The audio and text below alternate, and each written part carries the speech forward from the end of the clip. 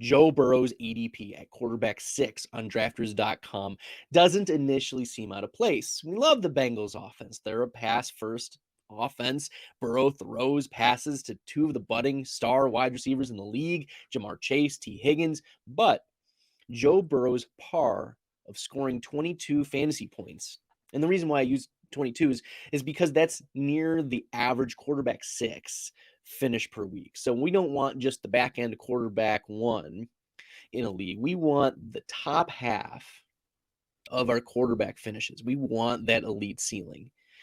So Burrow's par of scoring 22 fantasy points has been 24.6% over the past 2 seasons. Last season, Burrow, coming off of the ACL tear, was only achieving quarterback 6 numbers or better 27% of the time. And that's inclusive of the playoffs because that allows us to have a better data sample.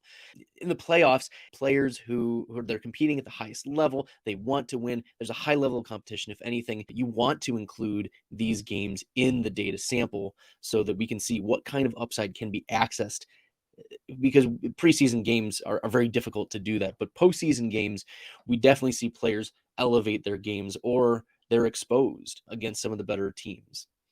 Joe Burrow, as I said, last year, 2021, 27% of the time was quarterback 6 type of numbers or better.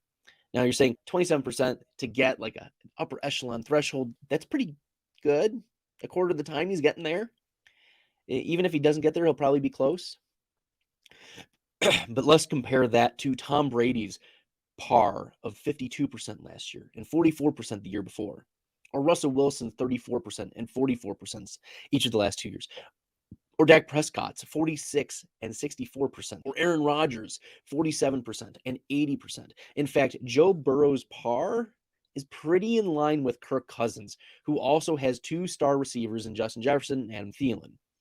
Cousins, primarily a pocket passer like Burrow, only achieved a 22-point par of 28.6% and 32% of his weeks each of the last 2 seasons. Whereas a round and a half later, at quarterback 9, Jalen Hurts that hit a 22-point par last season at 45.5% of the time in his first year as a starter, nearly double the rate of Joe Burrow.